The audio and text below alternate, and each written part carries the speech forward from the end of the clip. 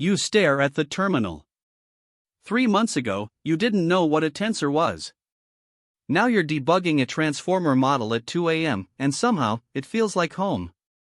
The path from zero to AI engineer isn't a straight line, it's a ladder.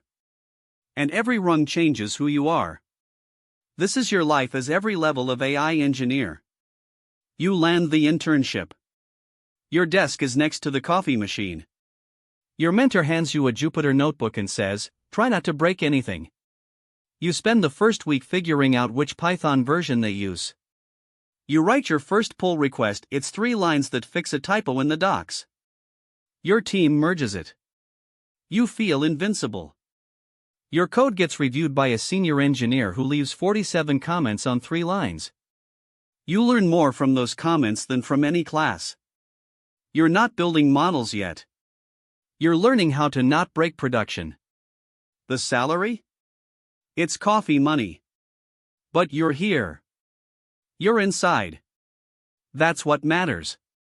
You made it past the internship. Now you're a junior engineer. You can train a model without crashing the GPU cluster. Most of the time. Your day starts at 9 a.m. with stand-up, where you say, "I'm still working on that data pipeline for the 3rd week straight." You're writing more code than you ever have. Most of it gets thrown away. You discover that 80% of machine learning is data cleaning, and the other 20% is debugging data cleaning. You learn to love pandas. You learn to hate pandas. Your first model actually converges. You show your mentor. He says, "Good, now make it not overfit." You spend the next week learning about regularization. Salary is real now. You can pay rent. You can even order takeout without checking your balance. But imposter syndrome hits hard. Everyone else seems to know what they're doing. You don't know that they're all faking it too. 3 years in. You can build an end-to-end ML pipeline in your sleep. You've broken production twice. You've fixed production twice. That makes you experienced. You're now the person interns ask for help. You actually know the answers. You ship your first model to production. Real users interact with it. Every day you check the metrics. Every day you panic a little. You start mentoring a junior engineer and realize how much you've actually learned. Your salary lets you think about a down payment. You have opinions about PyTorch versus TensorFlow. You are firmly on one side. You start contributing to open source, a documentation fix here, a small feature there. It feels good. You attend your first conference. Someone asks what you do. You say, "I'm an AI engineer." It still feels unreal. 7 years deep. You don't write as much code anymore. You write design documents. You lead architecture decisions. You've seen enough failures to know what works and what's just hype. Your pull requests have fewer comments, not because you're perfect, but because people trust your judgment. You can look at a system and predict where it will break in 6 months. You're usually right. You lead a team now. Your day is meetings interrupted by coding. You've developed a reputation. When people say, "We need senior eyes on this," they mean you. Your salary has doubled since junior year. You own a home. You have a retirement account. You contribute meaningfully to open source, not docs, but core components. Your name appears in release notes. Junior engineers have read your blog posts. When you speak at conferences, people actually attend your talk. This is where the path diverges. Staff engineer isn't just a promotion, it's a different job. You don't have a manager telling you what to work on.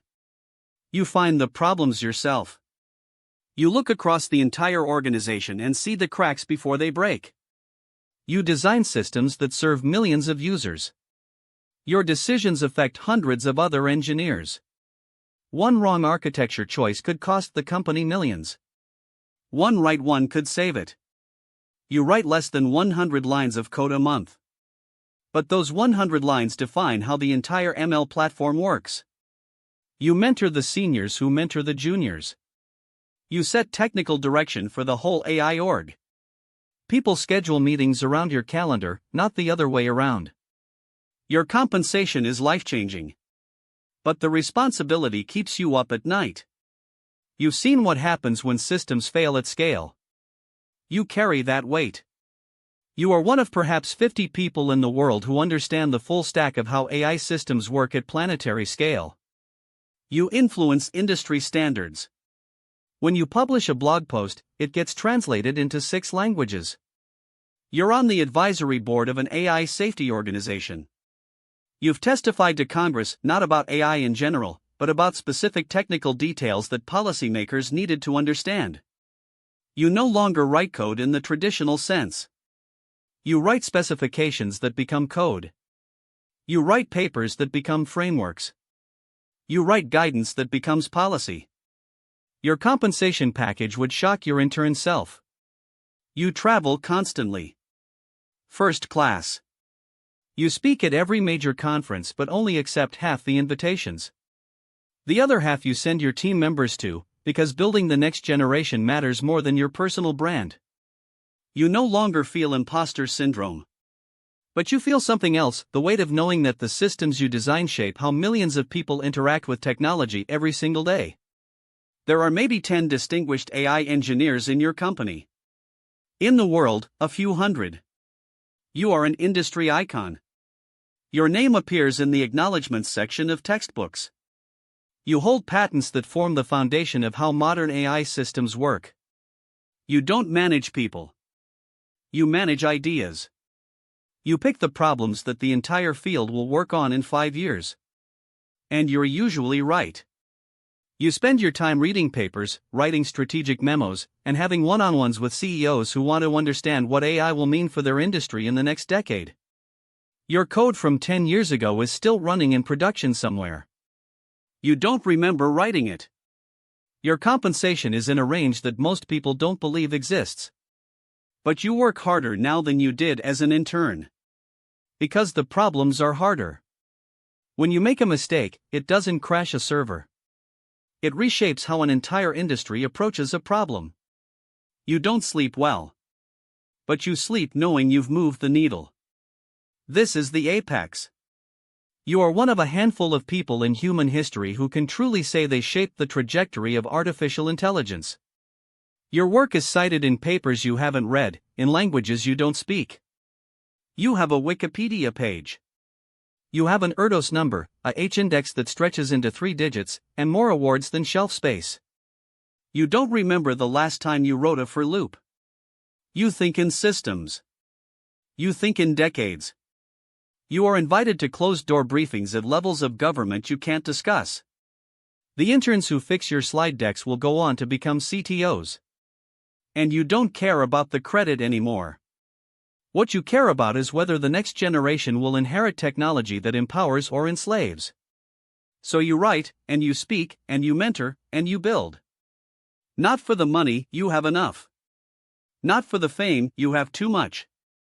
But because this is what you were put here to do. And somewhere, a kid in a dorm room just ran their first neural network. And they have no idea what's coming. So that's the ladder. From intern debugging a typo to chief scientist shaping the future of intelligence itself. Every level asks something different from you. At the bottom, it asks for perseverance. In the middle, it asks for judgment. At the top, it asks for wisdom. The question isn't where you start. It's whether you're willing to climb. And the next level is always harder than the last. But that's what makes it worth it. Your life as every level of AI engineer starts right now. With one line of code. With one decision. With one step up the ladder. The only question is, are you ready to take it?